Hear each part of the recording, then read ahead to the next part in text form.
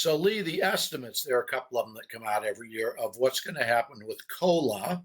You can right? explain what that is for Social Security at That's the cost of 2.7%. living adjustment, right? Right. Cost of living adjustment, 2.7 compared to 2.9 last year. They take Oh, come basically on. the BLS number from the third quarter of this year, compare it to last year.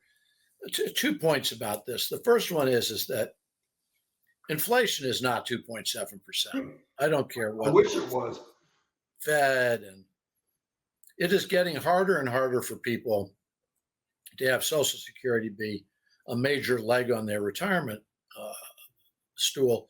And also, there are about 20% of people who get Social Security, it's their only income. So, for those people, God, I can't imagine what it's like. The other thing is it gets us a step closer to that year when we're just not going to be paid the full amount. Right. Uh, COLA is part of what hurts, takes that number and moves it down. If there were no COLA, it might be another 3, 4, 5 years.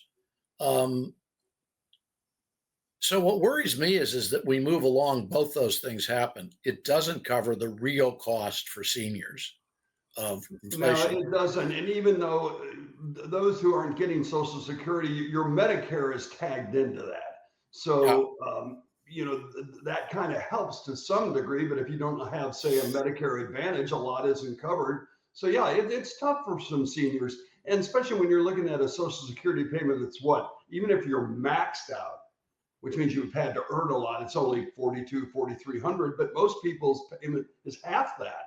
So yeah, how do you live it, on 2,200 bucks a month? yeah. The national average is, you're right. It's 20, 2150. Yeah, Uh, Again, if you're living strictly on Social Security, you're sort of doomed financially. Look, you and I don't know how long we're going to live, but it probably doesn't have a major effect on this when Social Security does have to drop payments. Let's just say it's 7 years from now. But if you're 60 right now, you're sort of looking at an ugly situation if you spent your working life assuming that you were going to get a full Social Security payment.